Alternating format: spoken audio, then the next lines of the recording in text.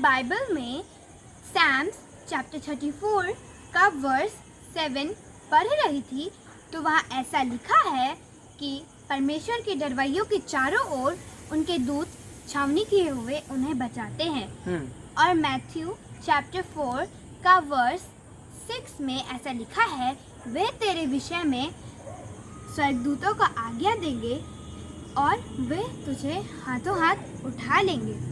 लेकिन भैया ये सब कैसे होता है? कैसे परमेश्वर अपने स्वर्गदूतों को भेजकर हमें बचाता है? हाँ नतान्या, ये हमारे साथ भी होता है। जब हम मुश्किलों में पड़ जाते हैं तो परमेश्वर अपने स्वर्गदूतों को भेजकर हमें बचा लेता है। जैसे परमेश्वर ने अपने स्वर्गदूतों को भेजकर दानियल को शेरों के मान में से निकाल लिया था। हाँ भैया, मैंने तो ये पढ़ा है। क्या तुम मुझे डिटेल्स में बताओगे? क्योंकि तुम बहुत अच्छी स्टोरी बताते हो। हाँ नतान्या, चलो तो मैं तुम्हें अब दानियल की स्टोरी सुनाता हूँ। चलो सुनते हैं। ओहो, ऐसा दिखाई देता है कि जैसे ये मनुष्य संकट में है। क्या आप जानते हैं ये मनुष्य कौन है? ये दानियल है, परंतु सी उसको नुकसान नहीं पहुंचा रहे हैं। क्या आप जानते हैं क्यों? किसने दानियल को इन सिंहों के मन में डाला?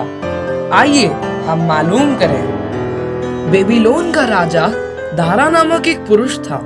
वह दानियल को बहुत पसंद करता था क्योंकि दानियल दयालु और बुद्धिमान पुरुष था। दारा ने दानियल को अपने राज में प्रधान शासक होने के लिए चुना था। इससे राज में अन्य लोग दानियल से ईर्ष्या करने लगे थे, अतः उन्होंने यह किया। वे दारा के पास जाकर कहने लगे, हम सहमत हुए हैं कि तू एक ऐसा नियम बना जो यह कहे कि 30 दिन तक कोई व्यक्ति केवल हे राजा तेरे अतिरिक्त किसी अन्य देवता या मनुष्य के प्रति प्रार्थना न करे। यदि कोई इस आज्ञा का उल्लंघन करेगा तो वह सिंहों के मद में डाला जाएगा। दारा की समझ में नहीं आया कि क्यों ये लोग ये नियम बनाना चाहते हैं, परंतु उसने सोचा कि यह एक अच्छा विचार है, इसलिए उस नियम को लिखित में कर दिया। अब यह नियम बदला नहीं जा सकता था। जब दानियल को इस नियम के बारे में मालूम हुआ तो वह अपने घर गया और प्रार्थना की, जैसा कि वो नित्य किया करता था।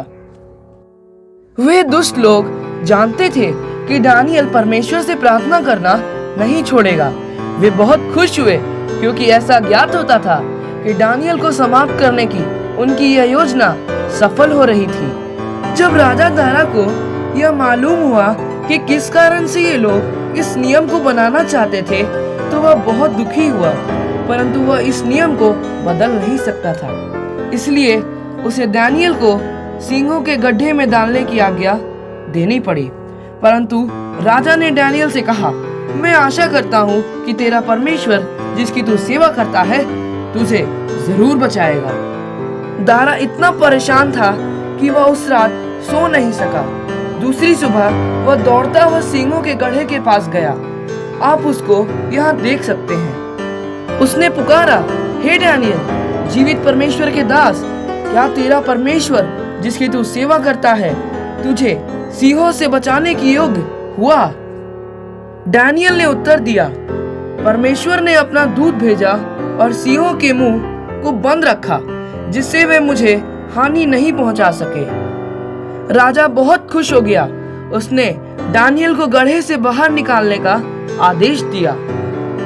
फिर उसने उन दुष्ट लोगों को जिन्होंने उसको समाप्त करने की योजना बनाई थी सिंहों के गड्ढे में फेंकने का आदेश दिया। वे गड्ढे के पेंदे तक भी नहीं पहुंच पाए थे कि सिंहों ने उनको लपककर मुंह में ले लिया और उनकी हड्डियां तोड़ डाली। फिर राजा दारा ने अपने राज्य के सब लोगों को यह लिखा, मैं आदेश देता हूँ कि प्रत्येक व्यक्ति दानियल के परमेश्वर का सम्मान करे। वो बड़े बड़े चमत्कार करता है। उसने ही दानियल को सिंहों से बचाया है। अब तुम समझ गई होगी नतान्या, जैसे दानियल के चारों ओर उसकी मौत खड़ी थी, लेकिन तब भी परमेश्वर ने सिंहों के मुंह को बंद रखा और उसे बचा लिया। तो क्या तुम्हें नहीं लगता है आज हमारे चारों ओर कोरोना महामारी एक मौत के समान हमारे चारों ओर खड़ी है? तो क्या तुम्हें लगता है कि हमें कौन बचा रहा है इस समय। डेफिनेटली एंजल्स हमें इस समय में बचा रहे हैं। बिल्कुल।